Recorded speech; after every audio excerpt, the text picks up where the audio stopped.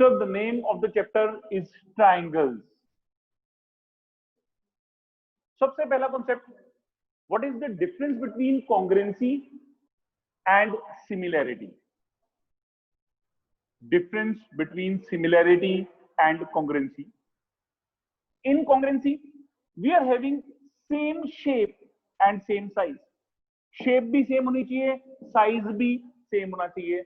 We call it as congruent. Congruent means when one figure superimpose on the second figure, पहली figure दूसरी figure के ऊपर exactly बिल्कुल उसी तरीके से बैठ जाती है. I call it as congruent. When the two figures having same shape but size may vary, size अलग होता है, so then that is called similarity. As we say, you are similar to your father. What does it mean? Sir आपकी appearance जो है वो आपके पापा के ऊपर है. सिमिलैरिटी है, शेप है, साइज की बात नहीं हो रही. तो when shape is same, both the triangles are equilateral triangles. Both the triangles are equilateral triangles. मतलब शेप दोनों की सेम है, but size is different. So we call it as these two triangles are similar. When I talk about a circle, let it be 5 centimeter, let it be 7 centimeter. Circle C1, circle C2. Therefore, C1 and C2 are similar. ये दोनों circles क्या हैं? Similar circles हैं. If somebody will say circles are, all the circles are similar यार. Shape एक जैसी होती है सबकी, सारे गोल ही होते हैं. कभी कोई देखा चौरस सर्कल देखा आपका किसी ने? मैंने तो नहीं देखा अपनी जिंदगी. So whenever the things come circle, I'll call it as all circles are similar. Squares, all squares are similar. So the main thing is this, सबसे पहली चीज कॉन्सेप्ट में क्लैरिटी होनी चाहिए कि what do you mean by a congruent triangles, what do you mean by similar triangles. Hello, good evening sir. Yes sir आज मैं sir class attend नहीं कर पाऊंगा, थोड़ा सा काम है, आप रिकॉर्डिंग सेंड कर दोगे? तुम्हें रोज ही काम पड़ जाता है पुत्र? सर वो काम था थोड़ा सा. पढ़ाई के टाइम पे जो काम पड़ते हैं ना वो गलत है. जाइए. Congruency and similarity. First of all, congruent means same shape, same size, exactly same. मैं दोबारा बोल रहा हूं, when one figure superimpose upon second figure, दूसरे के ऊपर superimpose करेगी, you call it as congruency. और जब पहली चीज दूसरी चीज के ऊपर superimpose ना करे, साइज अलग अलग हो लेकिन शेप सेम हो, you call it as similar figures. Similar figures में all circles are similar, all squares are similar, like this. सबसे पहली चीज जो हमारे ट्राइंगल्स में आती है वो यही है. आपको डिफरेंट फिगर्स दी जाएंगी and he may ask you to tell whether the figures are similar और कॉन्ग्रुएंट. सपोज कहता है all dash triangles are similar, isosceles or equilateral. Yes, equilateral triangles are similar. So कहता है give two examples of a pair of similar figures. Yes, you can take circles, you can take squares of different sides, you can take circles of different radius. These are similar figures. These are similar figures. सबसे पहली चीज जो हमने triangles में पढ़नी है, we call it as a Thales theorem. क्या है? Thales theorem. तो हाँ जी. तो जो कॉन्ग्रुएंट फिगर्स होती हैं वो सिमिलर भी होंगे ना? हाँ जी बिल्कुल. Every congruent figure is similar but every similar figure is not congruent. I call it as basic proportionality theorem. Basic proportionality theorem. What I call it as? Basic proportionality theorem. I call it as Thales theorem. BPT. BPT क्या कहती है? Statement मैं English में आपसे बाद में बात करता हूं. सबसे पहली चीज, you are having a triangle. कोई ट्रायंगल है आपके पास प्यारा सा ABC नाम का. कहते हैं line is drawn, if a line is drawn parallel to one side of a triangle, if a line is drawn parallel to one side of a triangle, it will divide the other two sides. It will divide the other two sides in a proportion. क्या कहता है? When a line is drawn, मतलब sir DE जो दे रखा था, that is parallel to BC. You have to write in English, if the line DE is drawn parallel to BC, it will divide the other two sides. DE parallel to BC तो है ही है. Other two sides कौन सी है? AB और AC. It will divide the other two sides in same proportion. Means what to prove? Proportion कोई भी हो सकता है. मैं पहले AD by DB is equal to AE by EC ले रहा हूं. That I have to prove. Then I will take a construction. एक कंस्ट्रक्शन करूंगा. कंस्ट्रक्शन में क्या होगा? ड्रॉप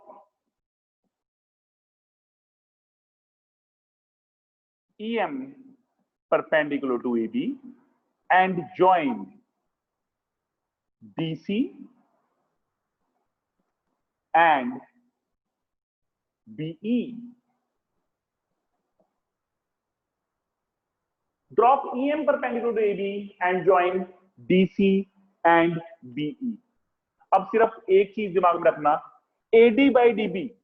AD by DB ये साइड है, ये कौन से ट्रायंगल में आ रही है? बस इतना सा कॉन्सेप्ट दिमाग में रख लेना, बाकी कुछ भी नहीं है. Now proof. जब भी कभी ज्योमेट्री स्टार्ट करो, मैं 9th में भी समझाया, सबसे पहले स्टेटमेंट जो भी है, to prove construction if any, then proof. Now what to do?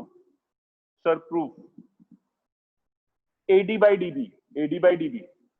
Sir in triangle ADE. AD कहां पे है? ADE में.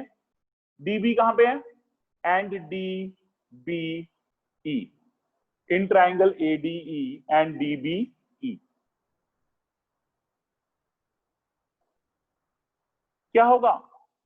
Area of triangle ADE upon area of triangle DBE. Area of triangle ADE upon area of triangle DBE. क्या होगा बेटा? Half into base. Base क्या है sir? AD into EM. Half into base sir BD into EM. Sir कोई triangle अगर बाहर लाई करे ना, कुछ ऐसा गंदा सा ट्राइंगल हो, ये ऐसा ट्राइंगल हो ABC, तो इसका बेस BC है, इसका परपेंडिकुलर बाहर लाई करता है, AM हो सकता है, कोई प्रॉब्लम नहीं है. ठीक है, ऐसे ही बाहर हो सकता है EM. हाफ से हाफ कट गया, EM से EM कट गया. I will get area of triangle ADE upon area of triangle DBE is equal to AD by BD. That is number 1. अब आपका AD BD बन चुका है. Now you can write similarly. What to do? You can write similarly. Similarly क्या? Area of triangle ADE upon area of triangle DEC. AE कहां पे है? ADE में. EC कहां पे है? DEC में. तो यहां पे डायरेक्ट लिख सकते हो, that is equal to AE by EC. Number 2. I'd use the word similarly. I use the word similarly. Now, but area of triangle DBE is equal to area of triangle DEC. Area of triangle DBE is equal to area of triangle DEC. ये दोनों area बराबर हैं। Sir ये दोनों area बराबर हैं? Yes. Why? Same base to same parallel. Yes, area of triangles lying between same base, having same base between same parallels, lying between same parallel and having same base. इसका मतलब area of triangle DB equal to area of triangle DEC। Yes, ये होगा। अब ठंडे दिमाग से सोचो, sir दोनों का बेस बराबर है, न्यूमिनेटर दोनों का सेम है, सो व्हाट यू डू, यहां पे क्या करोगे, since area of triangle ADE upon area of triangle DBE is equal to area of triangle ADE upon area of triangle DEC। ये दोनों बराबर हो गए। This implies what? ये किसके बराबर है सर? AD by BD के। ये किसके बराबर है सर? AE by EC के। Hence proof। मेन चीज सिर्फ ये है जो दिमाग में रखनी है कि area of triangle DBE is equal to area of triangle DEC। ये दोनों ट्रायंगल्स, क्योंकि DE और BC दो पैरेलल लाइंस हैं, DE और BC दो पैरेलल लाइन है, और DE बेस है कौन कौन से ट्रायंगल का? DEB DEC। मेन चीज होती है कि सर ये ट्रायंगल कैसे कैसे लेने हैं। मैंने पहले समझाया आपको। पहले एक साइड जो प्रूव करना है AD by DB, AD by DB। AD कौन से ट्रायंगल में है? ADE में। DB कौन से ट्रायंगल में है सर? DBE में। फिर AE by EC, AE कौन से ट्रायंगल में है? ADE में। EC कौन से ट्रायंगल में है? DEC में। बस सर हाँ जी, हमें DC परपेंडिकुलर फेंकना पड़ेगा ना AE की तरफ। पर आपसे प्रोपोर्शनेट रिजल्ट पूछा जाता है, AD by BD equal to AE by EC। सब अगर ये प्रूव हो गया तो I can take this to be AD by BD plus 1 is equal to AE by EC plus 1. So sir, it come out to be AD plus BD by BD is equal to AE plus EC by EC. So AD plus BD, AD plus BD is AB. This implies what? Sir, AB by BD is equal to AB by BD is equal to AC by EC। ये भी दिमाग में रख के चलना। मतलब अगर कोई ट्रायंगल है, अगर कोई ट्रायंगल है, समझिए ये कोई ट्रायंगल दे रखा है, मान लीजिए P Q R X Y दे रखा है। अगर आपने PX by XQ लिया है तो वो PY by YR के बराबर होगा। अगर आपने PQ by PX लिया है तो वो PR by PY के बराबर होगा। अगर आपने PX by PQ तो वो PY by PR के बराबर होगा। अगर आपने XQ by PQ लिया तो वो YR by PR के बराबर होगा। मतलब इट डिपेंड्स, आप इधर जो भी साइड की रेशो लोगे ना, उधर वो उसी साइड की रेशो के बराबर होगी। जरूरी नहीं है कि PX by XQ is equal to PY by YR ही हो। You can say PX upon PQ is equal to PY upon PR। बस ये दिमाग में रखना कि जो रेशो इस साइड पे ले रहे हो वही रेशो इस साइड पे लेनी है। अगर सपोज आपको कहा जाए PX जो है PX by XQ 1:2 है, 1:2 है, कहता सर ये 4 है, व्हाट अबाउट दिस? सर ये 8 होगा। अगर ये 1/2 है तो 4/8 कितना होता है सर? 1/2 होगा। मतलब आपको YR निकालना होता तो आप कहते हैं सर ये 8 होगा। अगर ये 1/2 है, आपसे कहता py5 है, तो व्हाट इज yr, आप कहते हैं सर 10 होगा, तो 5/10 1/2 होगा। Means you have to see according to that कि रेशो क्या लेनी है। जो भी रेशो इधर ली जाएगी वही रेशो उधर से पिक की जाएगी, ये चीज जरूर दिमाग में रख के चलना। ट्राइंगल्स के अंदर एक श्योर शॉट है, there are near about 6 exercises, बहुत सारे क्वेश्चन करेंगे, लेकिन सिर्फ 2 क्वेश्चंस आते हैं, एक थ्योरम आती है, ये दिमाग में रख के चलना। सो नियर अबाउट 5 थ्योरम्स हमारे सिलेबस में है, बाकी 3-4 रिजल्ट्स हैं, तो उनमें से ये थ्योरम जो है ये हमारे सिलेबस में है एंड वेरी इंपॉर्टेंट। सो सबसे इंपॉर्टेंट काम क्या होता है, you have to work on the proofs. सबसे पहले आपने प्रूफ हर एक स्टेटमेंट के ध्यान से पढ़ने हैं। This is what, that is Thales theorem, basic proportionality theorem. आपको अगर ये कह दें कि सर ये ट्राइंगल है,